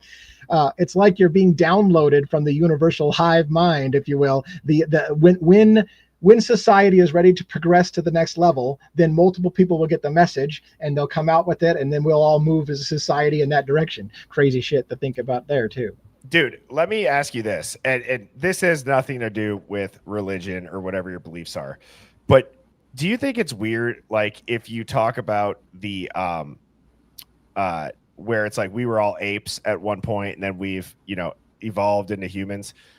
Why would that process of evolving stop? And do you think it all happened at the same time and now there's no people like in between that? Like I just don't understand it. Like, so to me, like I personally, like I believe in God. That's my own belief, and everyone is open to their own beliefs. But it's like then you start thinking about the consciousness, and like, is consciousness God? Is consciousness the bigger spirit, the bigger power, the voice, all that stuff? I do think there's something about a collective consciousness could really have an influence on the world. It could allow for the unanimous discoveries. There's so many phenomenons that we mark up to. Hey, science hasn't evolved far enough yet to tell us what it is, but we all already know what it is. It just doesn't have a name. It's like the sixth sense, where it's like, there's studies that are coming out where you say, like, I had a gut feeling or I felt it in my heart. There's studies coming out that like your gut has a nervous system, like separate. Your heart has, like, have you heard that? Yeah, and again, I don't even know if I can articulate this, but I think science knows that we have a bunch of genomes, for example, that are switched off and we don't know what they do. And there are things like our consciousness may be able to evolve past a certain point, but we just literally don't have that switch turned on, if you will, in the sequencing, right? And so it makes you wonder: have we been genetically altered by something to keep certain things switched off in our genome sequence? And all it takes is for something to switch it back on, and we can elevate our consciousness and go to another level, because we're kind of like being suppressed by having certain genes turned off at the moment. And it's interesting because there's triggering events. People can go through a certain traumatic event and it will express a gene that was turned off and switch it on. So it makes you wonder, like, can we manipulate human consciousness? Can certain suppressed genes switch on, and all of a sudden we'll have a monumental leap evolution in consciousness and become a different thing? It's crazy shit. I think about that shit all the time. Me too. And then you look at like the opening ceremony. Somebody brought this up in my live the other day about CERN and how demonic and satanic. Yeah, that's crazy, isn't it? Yeah. And you look at like, you look at genes, like our DNA, right? Like if you really wanted to F the human race up, like let's say that reptilian overlords are real, right? Mm-hmm, like let's just go there. It sounds crazy. Yeah, it is crazy. It's absolutely crazy. But what's also crazy is to think that we grew up in an indoctrinated school system that taught us exactly what our world is. I don't think we did. I'm not saying that I'm right in what I'm about to say, but if you mess with, like, you can mess with and manipulate other animals' DNA, right? We do that in studies. Like we can turn on genes, turn off genes, and they can do it for whatever type of studies. To think that we're not capable of being affected that way, I think is. And I say this with a huge trepidation, because I don't want to piss off any religious folks. But if you take the biblical concept of the Bible and man and woman created in the Garden of Eden, right? And it talks about God putting man into a fog, and the question becomes is, could you interpret it a certain way that a superior race literally put us into a fog, switched off a gene so that we forgot what we really are, and therefore has basically put us into a false knowledge of understanding things incorrectly, because we've been genetically altered to not remember what we really are, kind of thing. And you almost could see a narrative where that's actually said in a religious context, that some being put us into a fog and made us forget what we really are, kind of thing, switched off some genes perhaps and suppressed us, and we became lower animal forms instead of what our true nature could be. Crazy shit to think about. That is crazy shit. I think too that while people say, oh, like, for you guys being so open-minded, how do you believe in religion? Look, I'm not saying that religion hasn't been completely manipulated and completely corrupted over the course of history. I could go down all of those rabbit holes to let you know I agree that there's probably books missing from the Bible. Who knows what's under the miles of tunnels in the Vatican, right? I could go down all those, and I have. One of the trippiest things that I've ever heard about the purpose of religion. Are you ready for this? And it's that our currency as humans to whoever the creator is our souls. And you essentially decided as a soul to sign a soul contract. If you guys have heard this, you know where I'm going with it. You sign a soul contract and you decide to come down here to learn certain lessons. Hence why some things in your life continue to come up over and over and over again until you do it right. And then once you behave a certain way, once you react in a certain way, once you have the discipline to not do something or think a certain way, whatever it may be, it tends to come up less in your life. It's like a checkpoint that's reached by your soul. Well, the theory that I heard is that religion was put in place to get the highest value of the quote unquote currency being your soul once it returns back to wherever realm it came from. So if you don't lie, if you don't steal, if you don't kill, if you don't cheat, if you don't do all these 10 commandments, your soul would ideally be in the perfect condition and the most valuable that it could be. And I heard that and I was like, wow, that is mind-blowing. We really go off the. I love how we wait to the end of the night to go off the rails because we are going off the. And here's another thing. I have to get a little spiritual, but not super spiritual about this. I have had a past where I say to my wife, why is it that some of my closest friends do certain things to me and treat me a certain way, which I feel like I shouldn't be treated? And why is it that I keep surrounding myself by people? And then when I stopped and I asked myself, what if it's possible, kind of like you say, that we created some kind of life contract? And I asked myself, what is the lesson I'm trying to teach myself? Let's say I engineered this experience for myself. Why are the people in my life that are in my life? I'm complaining about why do these people keep showing up in my life, but maybe that's because there was a lesson I was supposed to learn and I'm not getting the lesson yet. Yes. And once I learn the lesson, I can move on and I'll have different friends. But apparently I'm not going to learn that lesson until I teach myself the lesson that, hey, you don't want that shit in your life. You need to move on. Dude, I'll mess you up even more. You ever thought about then the quote of the good die young and how different that hits? Mm-hmm. You accomplish the soul contract faster. Right. That shit, dude, it's crazy. I mean, holy hell. And also, what else is crazy? Mama Tata just said in the chat, I am hoping I read that right. She said that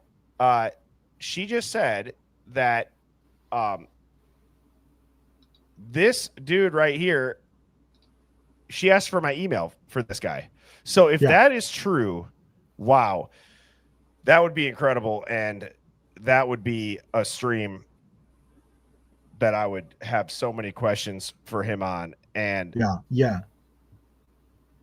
anyways, so and also too, guys, I have where did that list go? For the Hivemind roundtable that's coming up on this Sunday, I will be sending an email out to everybody tomorrow. I have 3 confirmed, and I'm looking for the 4th in my inbox now. I also, not to just go on a tangent here, but devil's advocate real quick. My email is birdiebombshell00@gmail.com. I am not complaining about this when I say this. I'm doing this more so to let you all know. I am seeing the emails. I'm seeing the Hivemind finds. Again, 686 of them have gone in since the last time that I've cleared the inbox. It's not a complaint. It's just, I want you guys to understand I'm not ignoring them. Okay. I try to go back. I try to get to everybody within like a week or 2 weeks. And if I've missed you, I'm sorry. I brought in Mrs. Birdie to help. That's obviously why now I also have the Discord set up. So I'm trying to get to them is what I'm saying. But anyway. You've got an amazing problem. I would give my left testicle to have half the interaction that you have. So congratulations. Like, that's amazing. Yeah, thank you. And thank you. And again, Mama Tata, it's birdiebombshell00@gmail.com.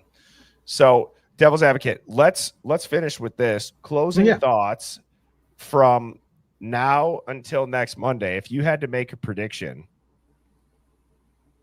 do you think that the DoorDash driver situation will be either confirmed or debunked within the week?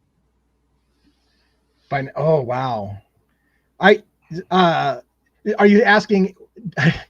So Yes, I think we're going to have a better answer. But if you're asking, well, am I saying it's going to be confirmed, or if it's going to be, rejected? I think it's going to be confirmed that it's legitimate that she's going to testify. That's my guess. And we're going to confirm that she is going to testify. Now, whether or not that means the story is legit or whether she got leaned on, I don't know. But I have it's either going to get proved this week that this is all a bunch of hogwash and it's just one of those rumors floating in the middle and it's not happening, or we'll get confirmation that she is indeed going to be at trial and go on the stand. But that's my guess. Yeah, and also too, I understand. I've seen cryptic conversions saying to watch the whole video. I will. I didn't plan on pulling that up. I didn't even know Bubbly had that video, so that's why I gave the disclaimer. It's about a 15-20 minute video. So I will watch it, the full thing. I was just looking for quick clips for the timestamps as people had talked about. But Devil's Advocate, as always, man, thank you for joining the stream. You guys, if you don't subscribe to Devil's Advocate, it is Devil's Advocate. What is the handle? Is it 24? 2024. Yeah, I can type it into the thing. Thank you so much for giving me a chance to plug my show here. But Devil's Advocates 2024. Yep, I will pop that up on the screen right now. So that is your YouTube. It is also the same, I believe, on TikTok. I think that's Devil's Advocates _1 on TikTok, although I haven't been as heavy. In fact, I got to record new videos for TikTok this week. So thanks for reminding me I have shit to do. Yeah. And I know the Hive always enjoys having you on. I enjoy having you on. Quick update for everybody. I had to move Sammy T Mafia up to tomorrow. So she will be on the stream tomorrow. I'm super excited for what she has to talk about, not only just pertaining to this case, but just also I learned a lot about Sammy T and her background in, a previous life prior to the paralegal stuff. And dude, I mean, she had a wildly successful podcast on Patreon where they reached the max amount of subscribers you could get to. So anyways, she has some people connected that hopefully down the road will be able to be on the stream. And with that being said, Devil's Advocate, we will be on again next Monday at 7 p.m. Central. You should join our Discord, Devil's Advocates. It's funny you mentioned that. I saw that you advertised it down below. I will join that if I can remember to do it as soon as I get off there. Somebody said I should post my email address. So except for Gmail is mistyped, but hell. Anyways, but yes, I'll get on your Discord channel as well. So see if I can hang out over there. So thank you very much. Yeah, absolutely. And Hive, with that, as always, shout out to you all for tuning in. This is the best chat on all of YouTube and previously. Hey, Birdie. TikTok. Yeah. Check out my new hat I just got from Cafe Press. I had my logo put on a hat. Dude, that's dope. I love my that. wife just brought it in. Hey, you just got your hat in the mail. I was going to see how it looked on a hat. So it looks sick. I love it. That's love cool. it, man. Yo, it's awesome. And dude, no, I'm already super excited for next Monday. We will talk obviously prior to that stream, but yeah, Hive, you guys rock. Shout out to my mods. Devil's Advocate, shout out to you. And I hope you all enjoyed the stream. I hope everybody has a great rest of their Monday night. Get a good night rest for Tuesday, and I will be back on here at 7 p.m. Central. Thanks, Birdie, man. Your show's amazing. Thank you so much. Appreciate it. Cheers, everybody. Birds flying high, you know how I feel. Sun in the sky, you know how I feel. Breeze drifting on by, you know how I feel. It's a new dawn, it's a new day, it's a new life.